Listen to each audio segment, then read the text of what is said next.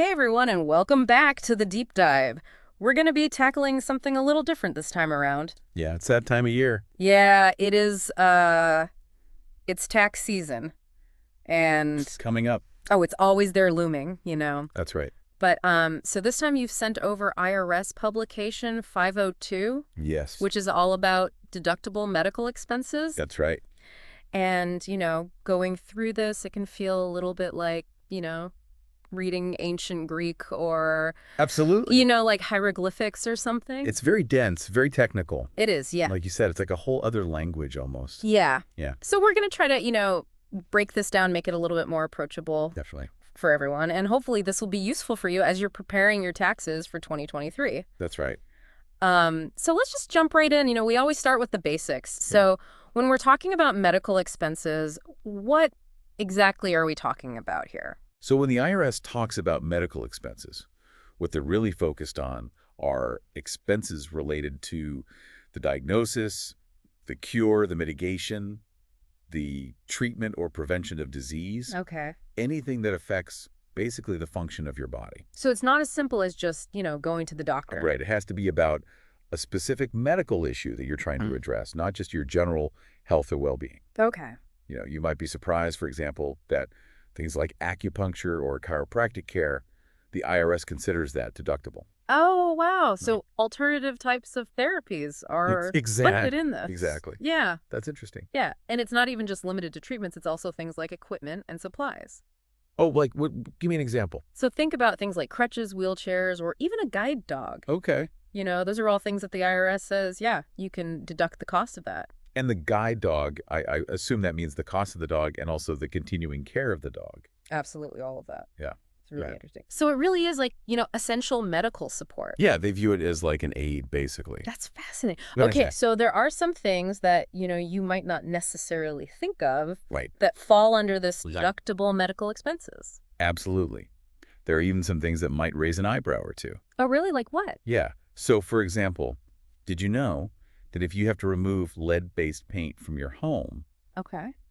that can be deductible? Really? If it's to prevent a child who has lead poisoning from eating the paint. That makes sense, but I never would have thought of that. Yeah.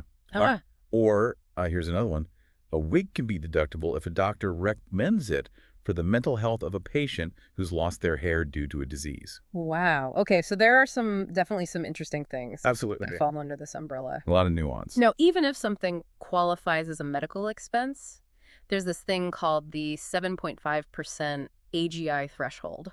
Right. Um, Can you explain that? yeah, that sounds a little confusing. It can be, but it's actually pretty simple when you break it down. Okay. So the 7.5% AGI threshold means you can only deduct medical expenses that exceed 7.5% of your adjusted gross income. Okay.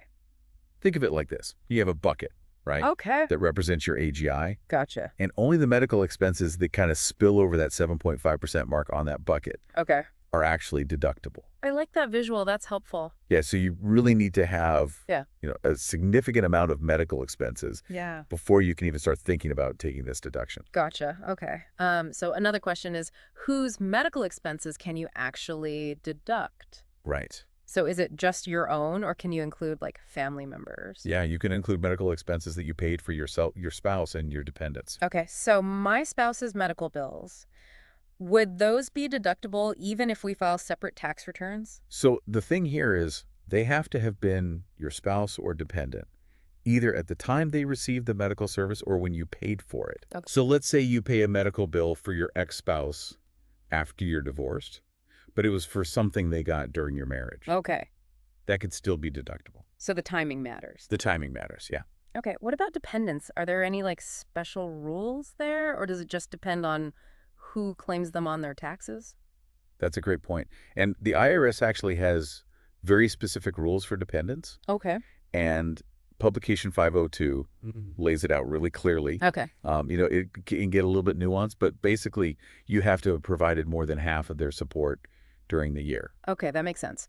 Now let's say, someone passes away. Right. Are there any special rules regarding their medical expenses? Yes, there are. So there's this thing called the decedent rule. Okay.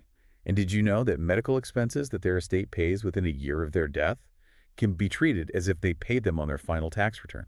Oh, wow. That's helpful. Yeah, so it can simplify things for you Yeah, for sure. when you're kind of settling their affairs. Yeah. Okay, so we've covered kind of the definition of medical expenses, the 7.5% AGI bucket, and whose expenses you can include. Right. But I think what everyone really wants to know is Nitty-gritty. what's actually covered and what's not. Yes, that's where it gets really interesting. Oh, And the IRS has this long list yeah. of, what they consider deductible, but there are also these common misconceptions about what's not allowed. Okay. So it's almost easier to think about it in categories. Okay. I like that. Yeah. Categories. Okay, so let's start with treatments. Okay. What kind of treatments are we talking about? When it comes to treatments, the IRS covers a very wide range of things, from routine checkups to major surgeries. Okay. Acupuncture ambulance services, chiropractic care, dental treatment, eye exams, Oh. eye surgery, hearing aids, Okay. hospital services, psychoanalysis, stop smoking programs, Hmm. transplants. I mean, the list goes on. Wow, that's a lot. It is. I'm sure there are some things in there that people wouldn't think would be deductible. Oh, you're absolutely right. But we'll get to that. We'll get to that. But first, let's talk about equipment and supplies. So when it comes to equipment and supplies, the IRS covers a pretty wide range of things. We're talking artificial teeth, bandages, contact lenses, crutches, Okay, that all seems pretty straightforward. pretty straightforward, yeah. But here's where it gets a little bit interesting. You can also deduct things like breast pumps and supplies, pregnancy test kits. And remember how we talked about wigs earlier? Right. If it's recommended by a doctor for mental health reasons, those are all deductible. It's like they're really thinking about a wide range of situations there. Absolutely. And then there are also deductions related to specific conditions. So, for example, Okay. did you know that you could deduct expenses related to the treatment of alcoholism and drug addiction? Okay. So this includes things like transportation to and from support group meetings, like Alcoholics Anonymous. Wow. So it's not just like the cost of rehab, it's also like the ongoing support. Exactly. That is incredible. Yeah. And speaking of transportation, that's another area where you can find some deductions. Okay, tell me more about that because I imagine transportation costs can really add up. Absolutely. So you can deduct transportation costs that are primarily for and essential to medical care. Okay. This includes things like bus fare, taxis, ambulance services, and even the cost of gas and oil for your car if you're driving. Okay. You can also deduct things like parking fees and tolls. So if I have to drive, a long distance to see a specialist, Right. I can deduct those costs. Exactly. Okay. But remember, you can't deduct things that are not related to the medical care itself. So, for example, you can't deduct things like depreciation insurance or general car maintenance. Gotcha. Okay, so it has to be specifically for that medical treatment. Exactly. Hmm. Now let's shift gears a bit and talk about insurance premiums. Okay. Yeah, are those deductible? They are, but there's some specifics here. Okay. So you can deduct premiums that you pay for policies that cover medical care. So this includes premiums for things like Medicare Part B and D, Yeah. as well as employer-sponsored plans, but only if the premiums are reported on your W-2. Okay, so like my basic health insurance premiums are deductible? Right. What about other types of insurance, like life insurance or disability insurance? Those premiums are not deductible as medical expenses. Remember, it has to be for medical care. Right, okay, for medical care, gotcha. So I know we've been focusing a lot on what is deductible, Right. but I think it's also helpful to talk about what's not. Absolutely. Like, what are some things that people commonly think are deductible but actually aren't? Yeah, there are definitely some surprises there. For example, a lot of people think that all weight loss programs are deductible Right. because obesity is, recognized as a medical condition. Yeah.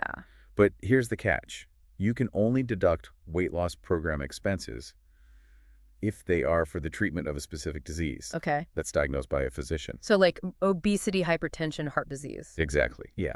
Okay, so if my doctor just generally recommends that I lose weight, for my overall health, those expenses wouldn't count. Unfortunately not. It has to be directly related to treating a diagnosed medical condition. And even then, the deduction is limited to the cost of the program itself. Yeah.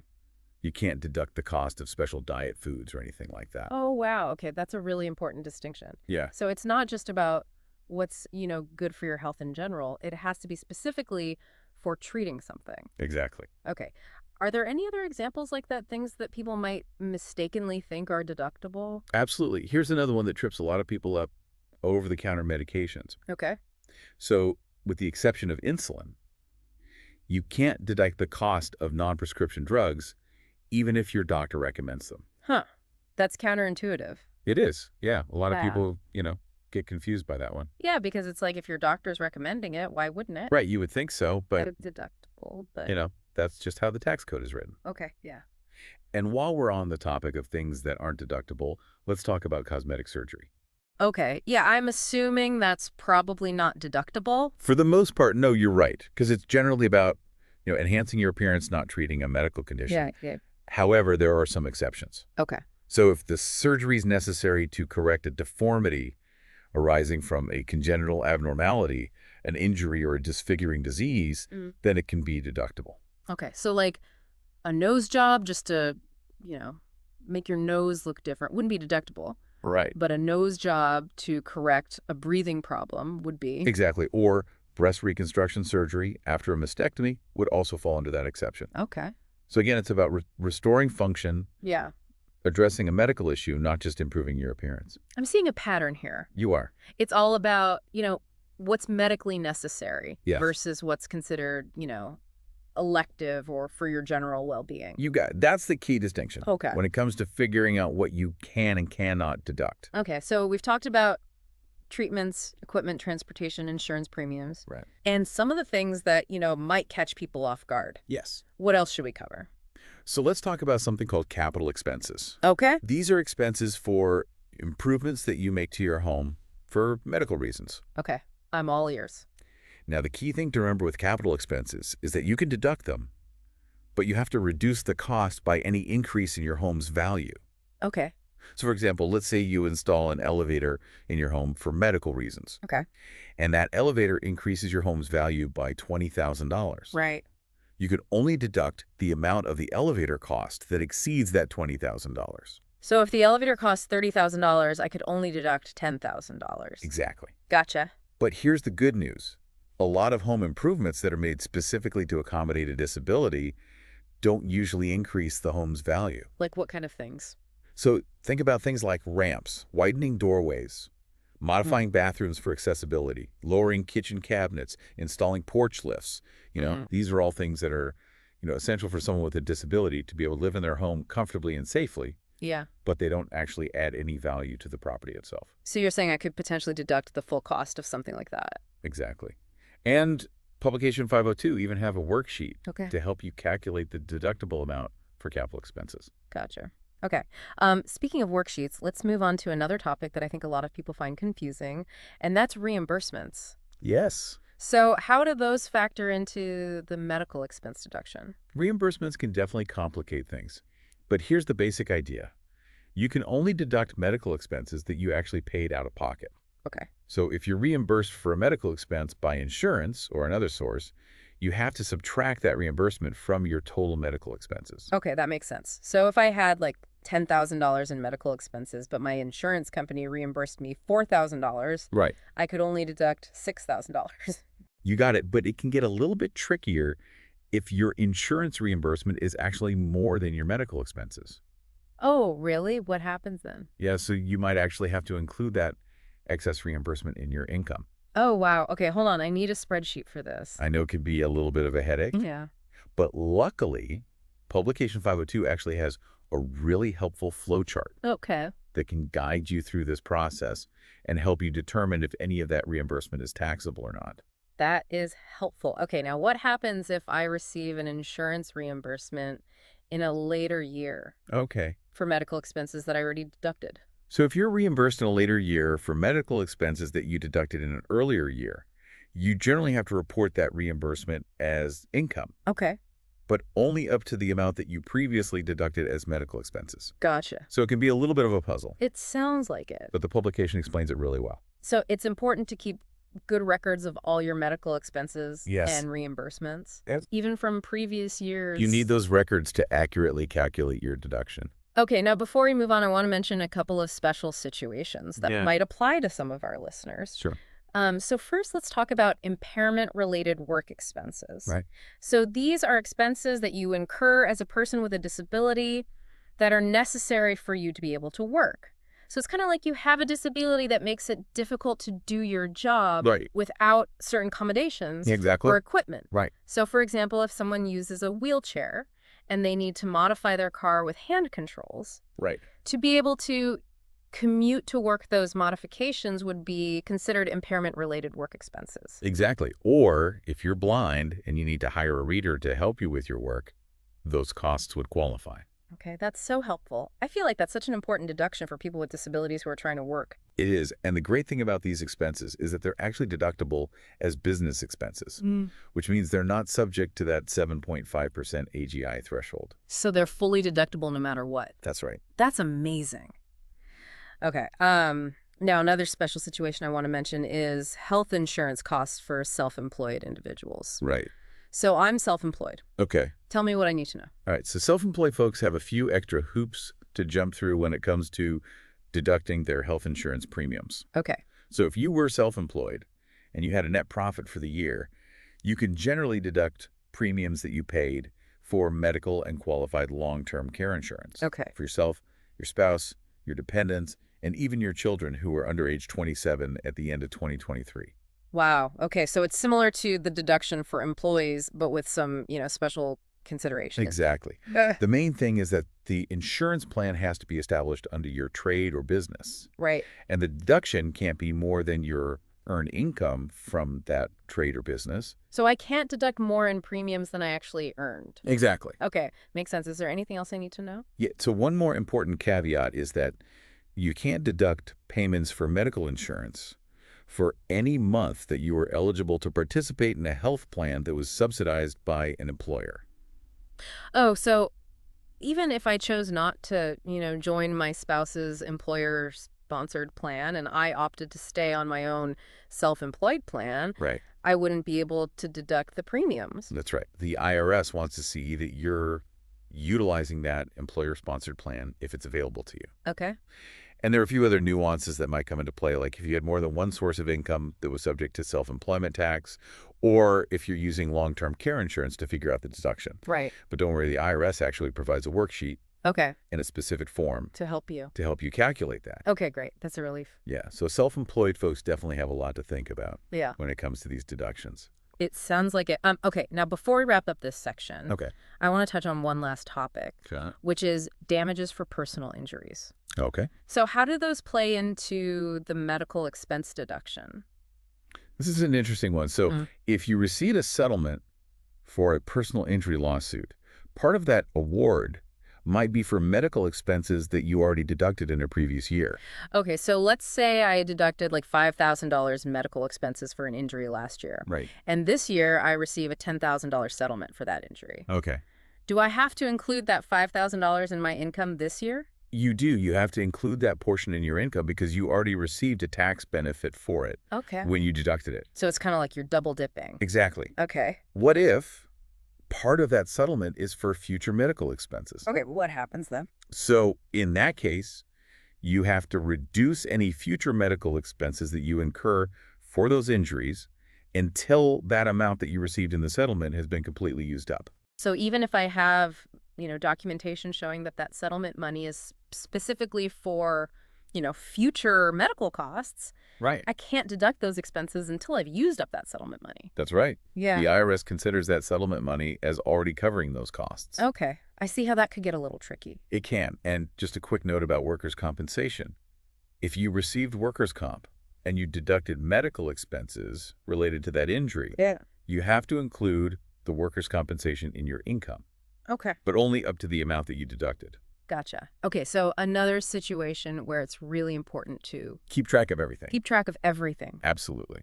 Okay, wow. We've covered a lot of ground here in this deep dive into medical expenses. We have.